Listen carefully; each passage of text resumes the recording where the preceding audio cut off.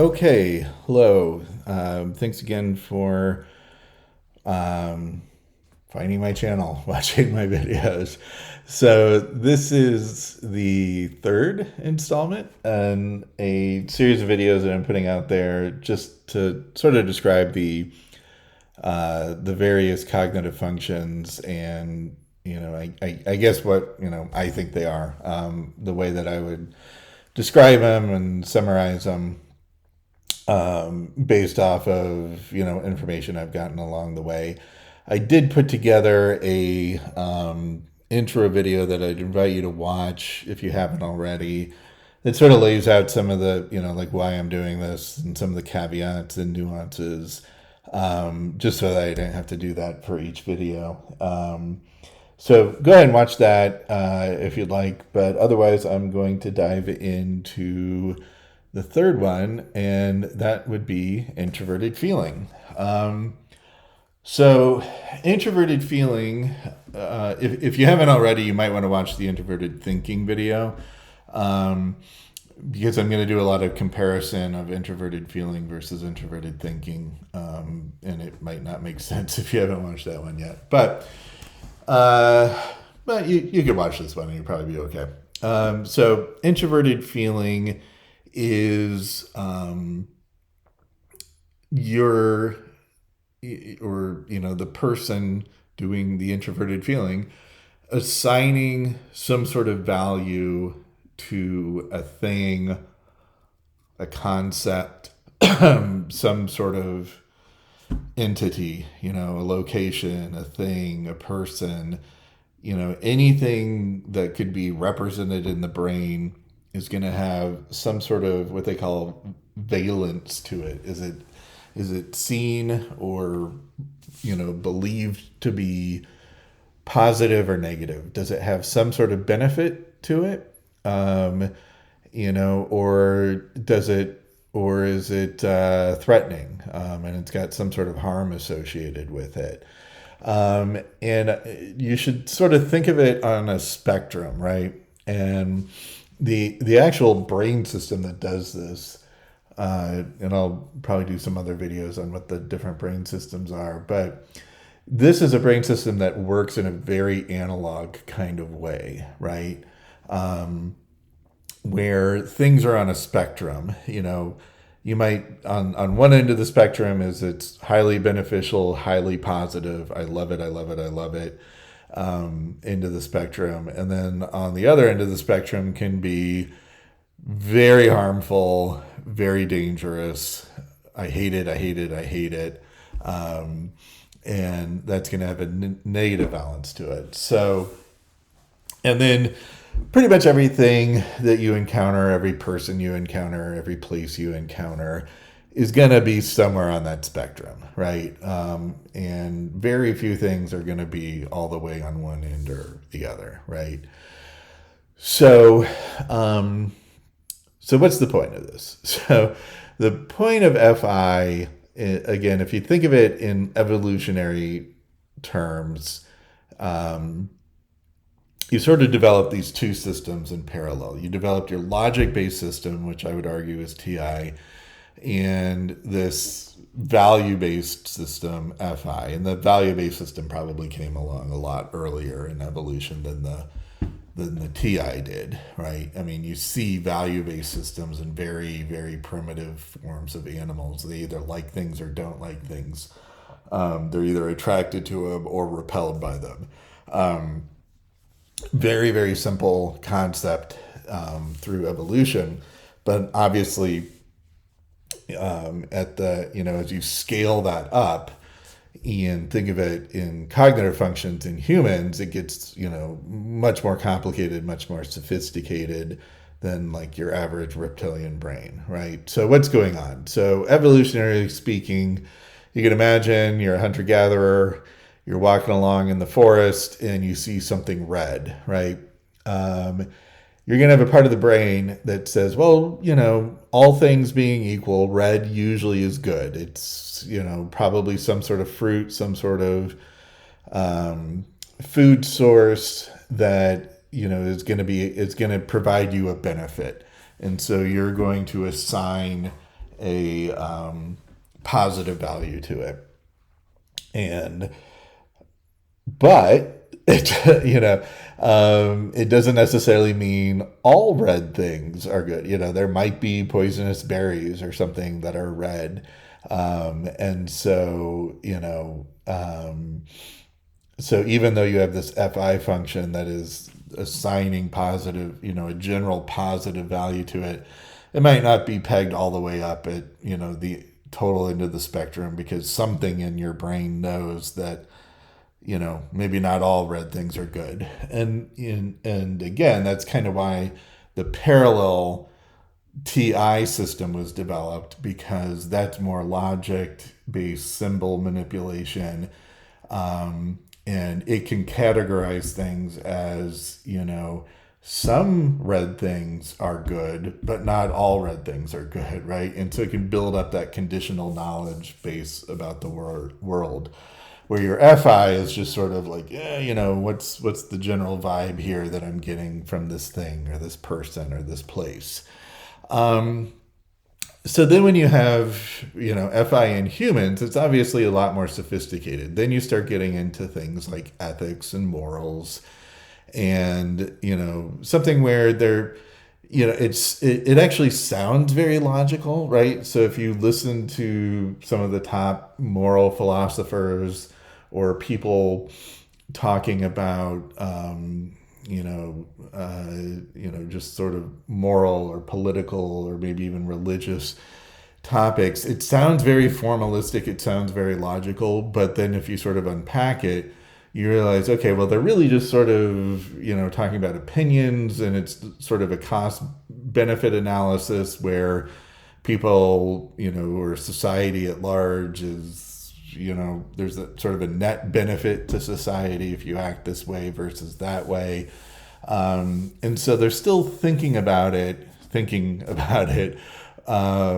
in the using FI or using introverted feeling, because they're assigning some sort of cost benefit, some sort of value to the thing.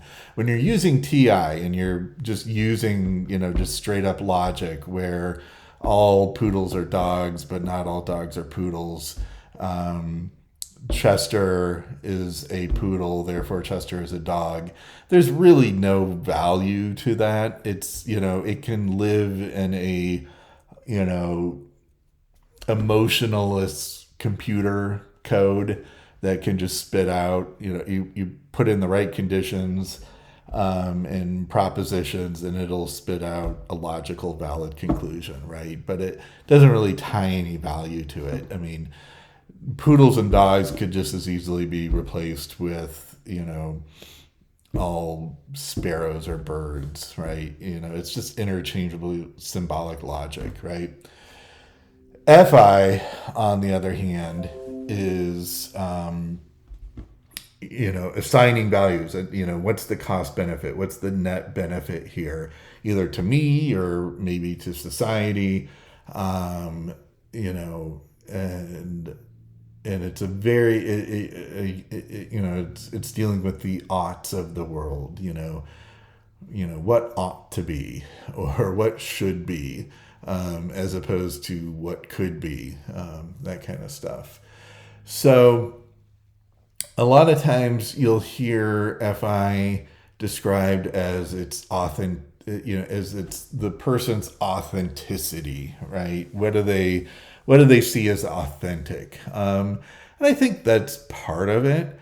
But I think that's just a subset, right? I think you can use FI in domains or in situations where you're not really concerned with authenticity, and being true to yourself and being true to your values, as much as you're just laying out sort of a cost benefit analysis. Like, if we do this, it's going to be more positive for me, than if we do that. And that might even go against, your general values. But given the situation and given the circumstances, maybe, you might do something that's inauthentic because it's going to benefit you more than doing the authentic thing. Trying to think of some example here, right? Where, let's just say you're with a group of friends, and and you just sort of uh, and they all want to go to one bar, and you don't really like that bar. Now, if you were being true to yourself and you're being authentic, you might speak up and say, "Hey, no, I don't like that bar. We want to do something else." But your FI might kick in and realize, "Oh, well, even though I don't really like that bar, it's actually closer to where I live." And so, given that I need to walk home, maybe I'll just put up with it, even though I don't really like it, because there is sort of this net benefit to me that, it'll be a shorter walk home, right? So you're not really living up to your true values or necessarily being authentic. You're sort of doing this constant, cost benefit analysis with your FI. And sometimes it might be against your sort of authentic values. Now, of course, you might have a total nervous breakdown, due to all the cognitive dissonance involved. That you went to some bar that you normally wouldn't be caught dead in, but hopefully you get the point, right? That there might be times where you're sort of using your FI and still in a way that isn't necessarily true to your authentic self, right? Because given the situation. So I think I've beaten that point to death. Hopefully that makes sense. The other way you're going to hear it described is a lot of times is that it's subjective versus objective. And that is largely true. But again, if you've watched any of the other videos, when Jung was talking about subjective versus objective, when he was talking about where is your attention, your energy focused when you're using this function, and with FI, it would be, towards the subject, in the internal subject world, as opposed to directed outward, where you're dealing with the external world. And of course, anytime you're doing any thinking, there's always an internal part of it. There's always an external part of it. You're, interacting with the world. You can't not have both. So when you start talking about subjective versus objective, it starts getting messy really quick. And it's not necessarily just, what's true to you, what do you think? That is a large part of it. But really, I would describe it at the base value, the base essence of FI is just assigning a positive versus negative value to something, some person, some event, some place, just anything that you can form a representation of in your mind. You're going to tag that representation with some sort of value. And as you sort of build up your knowledge about the world, you tag these values to different things, and whether or not they provide you with a benefit overall, or if they provide you with some sort of detriment or some sort of harm overall. Okay. So not necessarily just, what you think or your opinion on things, and being authentic and true to yourself. That can be part of it. And people who are heavy FI users, they're probably pretty authentic and pretty true to themselves, but that's not necessarily what FI is. That's just sort of a byproduct of FI. Really what FI is doing is just this assigning value to things. And so heavy FI users like your INFPs and your ISFPs, they're going to be very good at thinking of things in ethical terms and net benefits. What's good, not only what's good for me, but also what might be good for the group overall, or what might be good for society overall, and that kind of thing. But really, coming up with a very sophisticated model of the world and sort of the value, whether or not it different things provide a net benefit or a net detriment or a net harm. And so, they tend to be attracted to things that are, like politics or art or things like that, where, values and benefits are, commonplace to talk about and to take in consideration. Okay, I think that's about it on FI. Welcome any sort of responses, questions.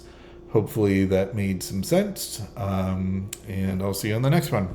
Okay.